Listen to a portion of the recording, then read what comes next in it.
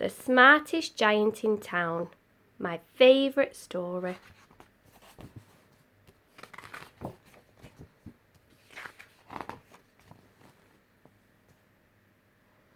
George was a giant, the scruffiest giant in town. He always wore the same pair of old brown sandals and the same old patched up gown. "I wish I wasn't the scruffiest giant in town," he said sadly. But one day, George noticed a new shop. It was full of smart clothes. So, he bought a smart shirt, a pair of smart trousers, a smart belt, a smart stripy tie, some smart socks with diamonds up the sides, and a pair of smart shiny shoes. "Now I'm the smartest giant in town," he said proudly. George left his old clothes behind in the shop. He was about to go home when he heard a sound. On the pavement stood a giraffe who was sniffing sadly. "What's the matter?" asked George. "It's my neck," said the giraffe. "It's so very long and so very cold. I wish I had a long, warm scarf."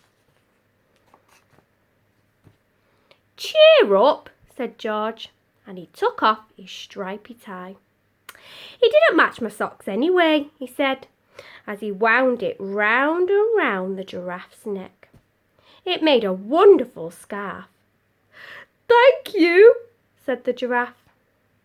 As George strode towards home, he sang to himself, "My tie is a scarf for a cold giraffe, but look me up and down, I'm the smartest giant in town. Bo bo bo bo bo bo bo bo bo bo." George came to a river. On a boat stood a goat who was bleating loudly. "What's the matter?" asked George. "It's my sail," said the goat. "It blew away in a storm. I wish I had a strong new sail for my boat." "Cheer up," said George, and he took off his new white shirt. "It kept coming untucked anyway," he said, as he tied it to the mast of the goat's boat. "Thank you," said the goat. It made a magnificent sail. George strode on, singing to himself, "My tie is a scarf for a cold giraffe, my shirt's on a boat as a sail for a goat, but look me up and down, I'm the smartest giant in town. Bo bo bo bo bo bo bo bo bo bo."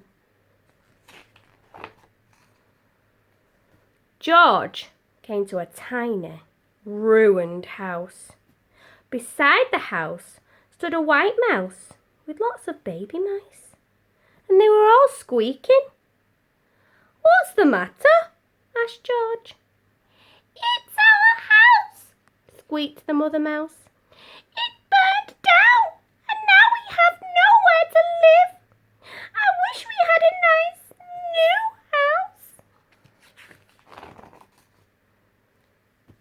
"Cheer up," said George, and he took off one of his shiny shoes. "It was giving me blisters anyway," he said, as the mouse and her babies scrambled inside. The shoe made a perfect home for them. "Thank you," they squeaked. George had to hop along the road now, but he didn't mind, and as he hopped, he sang to himself, "My tie is a scarf for a cold giraffe, my shirt's on a boat as a sail for a goat, my shoe is a house for a little white mouse, but look me up and down, I'm the smartest giant in town. Bo bo bo bo bo bo bo bo bo bo." George came to a campsite.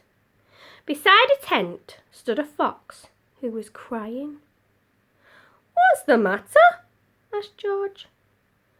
"It's my sleeping bag," said the fox. "I dropped it in a puddle. I wish I had a warm, dry sleeping bag."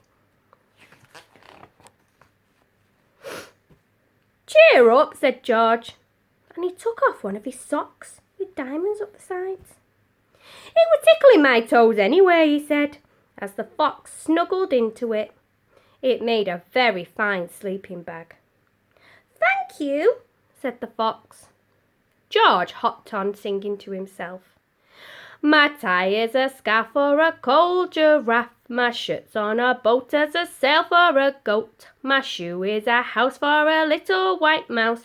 One of my socks is a bed for a fox. But look me up and down, I'm the smartest giant in town." Bo, bo, bo, bo, bo, bo, bo, bo, bo, bo.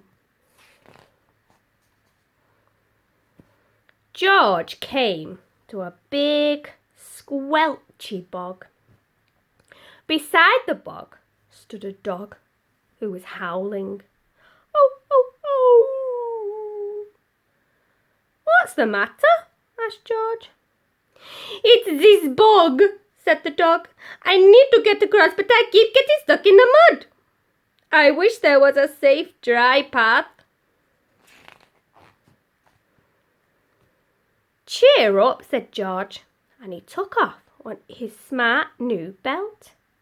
"It was squashing my tummy anyway," he said, as he laid it down over the bog. It made an excellent path. "Thank you," said the dog. The wind started to blow, but George didn't mind. He hopped on, singing to himself.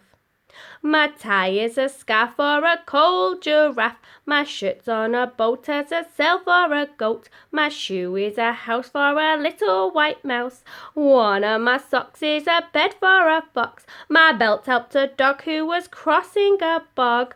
But my trousers are falling down. I'm the coldest giant in town." Suddenly, George felt sad and shivery and not at all smart.